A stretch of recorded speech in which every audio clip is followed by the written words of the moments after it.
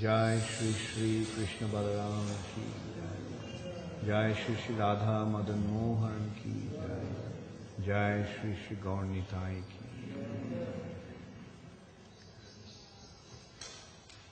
What is the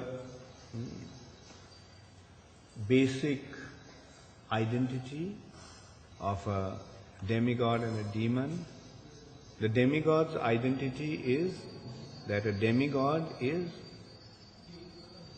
submissive to the Supreme Personality of Godhead, Narayan. Those who are submissive to the Supreme Personality of Godhead, they are devas or suras. And those who do not accept the authority of the Supreme Personality of Godhead, they are asuras. And there is always a conflict between the suras and asuras.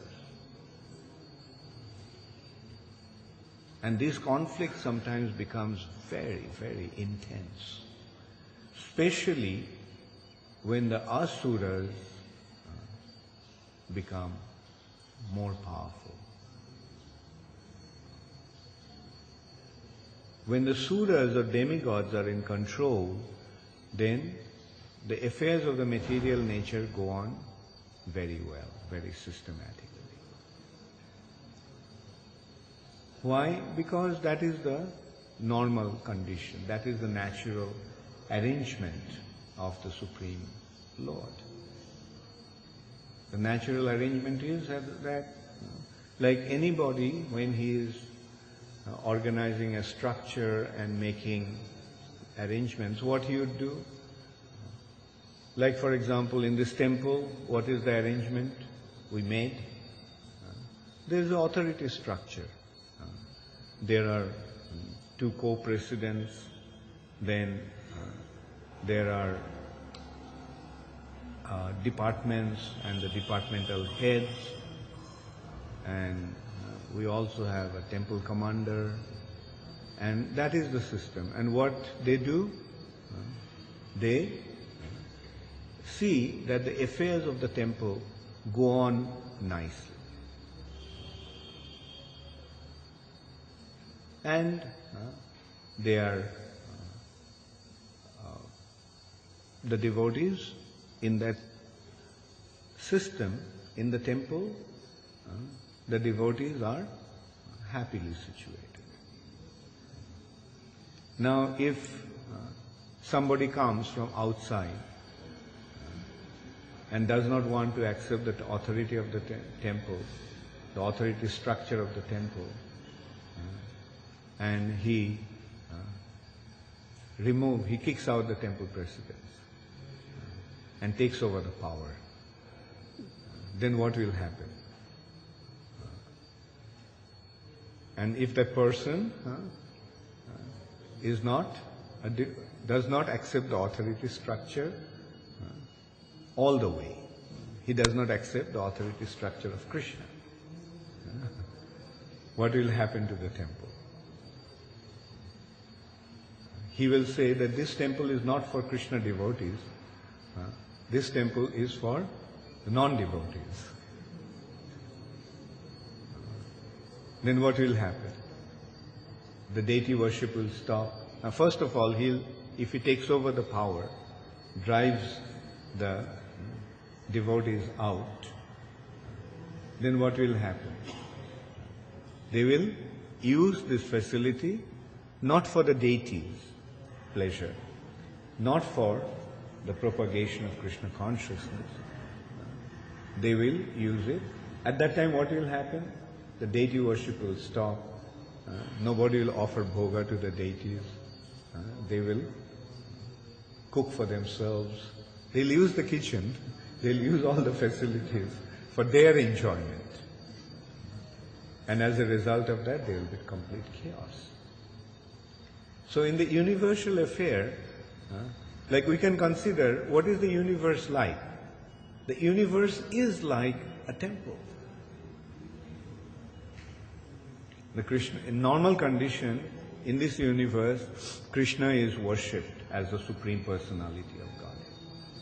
And the departmental heads are the demigods. And they are the appointed agents of the Supreme Personality of Godhead. And there are different departments, and their business is to take care of those departments. And all the affairs of this universe is actually meant for the glorification of Krishna, Narayana. But then the demons come, some from time to time. They say, why the demigods are enjoying the facilities? We will take over. That was the argument of Bali Maharaj. They said that we are cousins.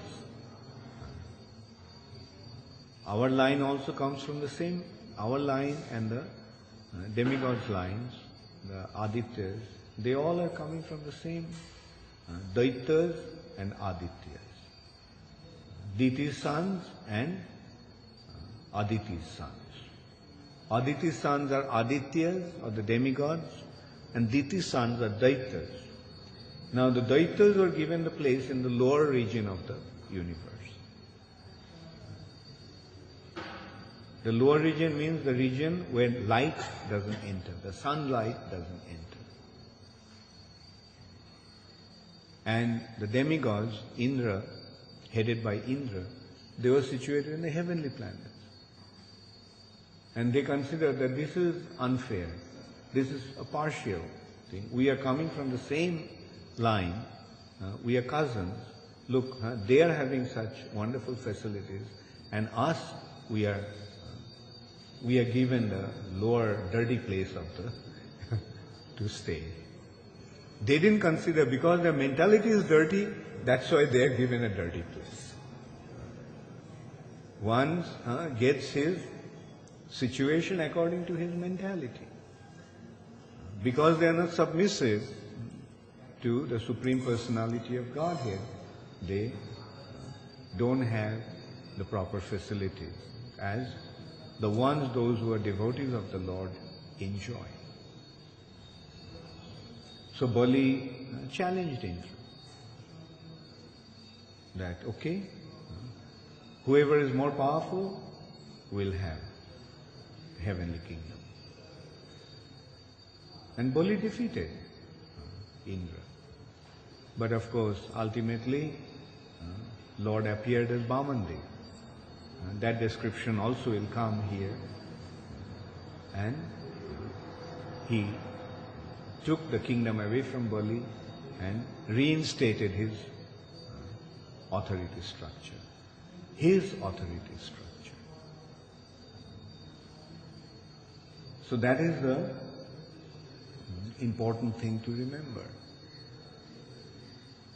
And in this way, by hearing different pastimes of the Lord and developing faith in those pastimes, we get to understand the benefit of becoming a devotee and the disadvantage of defying the authority of the Lord.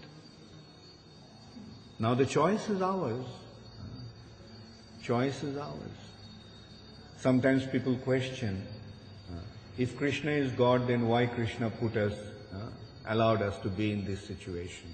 Why Krishna did not stop us from coming to this situation, suffering condition? Why Krishna is causing us to suffer?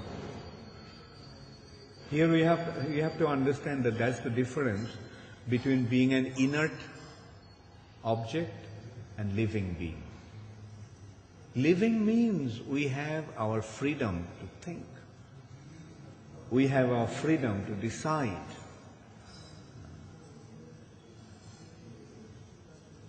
But if we are always guided and dictated and controlled, then we'll become like inert. No will of our own. We are always just controlled by somebody. Yes, Krishna is the supreme controller, but at the same time Krishna has given us the independence. Why this independence? This independence is simply to decide for ourselves whether we will accept Krishna or reject Krishna.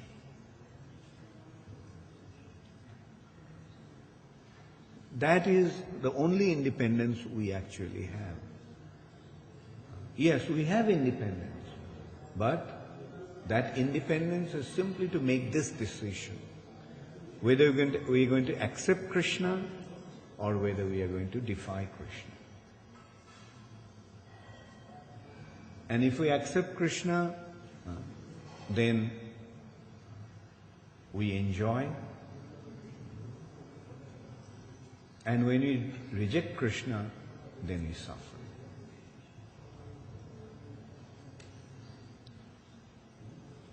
Now, if we didn't have this independence, then we could not actually have this ability to decide whether we could not develop our loving relationship with Krishna. Love is something that cannot be forced. And Krishna wants to develop a loving relationship with us. Therefore, Krishna has given that independence. So ultimately, it is a consideration of whether we are going to love Krishna or not love Krishna. So if we don't love Krishna, then what happens? If we don't love Krishna, then we love ourselves. Love is there, and the only choice is whether we're going to offer that love to Krishna or whether we're going to keep the love for ourselves. And when we do not want to offer that love to Krishna, then that love is projected onto other objects. And the motivation becomes our sense gratification. So in this way, we can see that ultimately the consideration is whether we are going to lead our life centered around I, or whether we're going to lead our lives centered around Krishna. False ego causes us to lead our life with I in the center. But actually it should be Krishna in the center. And the moment we put I in the center, then we want to enjoy through our false identity. And what is the false identity? The false identity is stemming from the subtle body and the gross body. The subtle body consisting of mind, intelligence and false ego, and the gross body consisting of the 5 different elements. So, the ultimate consideration is actually that. Whether I should be the center or Krishna should be the center. Now, we have voluntarily accepted a life with Krishna in the center. That's why this institution is known as the International Society for Krishna Consciousness. Where our consciousness should be. We should be conscious about who? Krishna or I? And you can see most of the time what is happening, we have developed a tendency to put ourselves or that I in the center. I am. It'll be interesting to note how often our activities are motivated by this I. The I means the false identity. It's not that we get rid of our I continues to exist, but the consideration is whether I am the enjoyer or whether I am the servant. Now, the difference is that the servant doesn't put himself in the center. The servant puts the master in the center. Whatever he does, because he's a servant, whatever he does is for the sake of the master. And his life revolves around his master's pleasure, master's will. Therefore, in a way, to be Krishna conscious means replace the I with Krishna. Remove the I and put Krishna. Try doing that. Don't use the word I, use Krishna instead.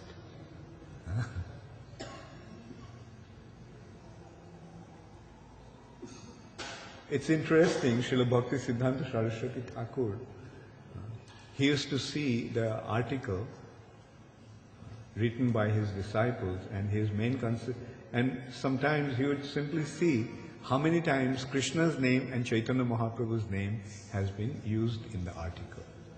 The more it was Krishna's name, the better he considered the article to be. He appreciated the article according to the time Krishna's name has been used in that article. So we can see that. So this is the consideration of our Acharya. Sometimes somebody, one of our god brothers, once when Prabhupada was mentioning that, he mentioned, what if he wrote just nothing but Krishna and Krishna? Then Prabhupada said that would have been the perfection of the article. Because ultimately it is all we have to come to Krishna, and he should be the center of everything. Just Krishna. And especially, it should be done with the proper understanding. Replace the I with Krishna. Remove the I and bring Krishna there. So many times we consider like, I am this, I am that. Now let us consider how many times do you think about Krishna? I am hungry, my health is not good, my body is aching. But how many times we consider whether Krishna offering has been made to Krishna? Did Krishna eat? Is Krishna dressed properly today? Is Krishna feeling good? Is Krishna looking beautiful? Is Krishna happy? Is Krishna... So Krishna consciousness means to lead our lives with Krishna in the center. And that will be our ultimate perfection. Does it mean that a devotee should become like a zombie? No. A devotee leads his life with Krishna in the center. Devotee is always chanting Krishna's name, Krishna's glory. Sometimes people think that the devotees are like zombies. They're just doing something, but they do not know the state of his consciousness. They simply see the external happening, but they don't see the consciousness. Go deep into devotee's heart. What will you find? He's so happy. Internally, he's so happy. He's so joyful. He's so dynamic internally. Externally, he may look like an unintelligent person, dressed in a strange way, acting in a strange way, behaving in a strange way, reacting in a strange way. That is all external. But when you go internally, when you go inside a devotee's heart, what will you find? The more devoted to Krishna he is, more brilliant he is internally. That the materialistic people will not be able to understand. But those who come close to them, they will see. What do they see? Whenever they come to a devotee, what do we see? When we come to advanced devotees, what do we see? We see that we are feeling happy. Just being in the association, we feel happy. Even though the devotee chastises us, still we feel happy. Even though a devotee chastises us, we want to be in his association.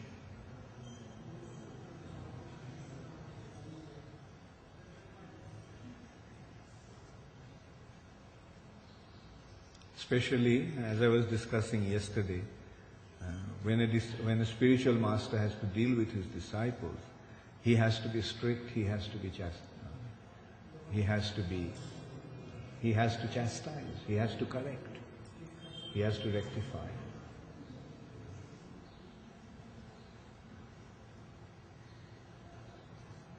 Like Prabhupada, although Prabhupada had a very sweet and soft side, naturally Prabhupada was very sweet and soft, but Prabhupada had another side where he was very strict. Especially those who are close to him, Prabhupada is to chastise them so often. Sometimes people cannot understand why the devotees are like that. They think that the sadhu means he is quiet, he doesn't talk, he smiles nicely, sweetly, and that's a sadhu.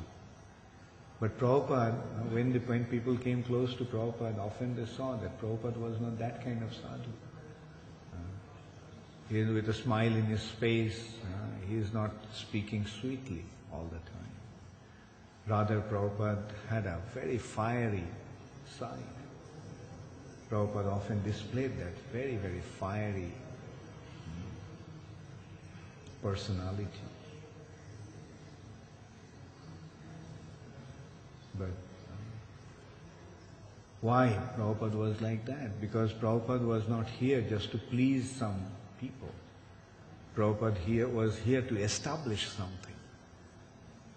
Therefore he had to be strong, he has to be firm. And whenever devotees made mistakes, Prabhupada was heavy. He would chastise them.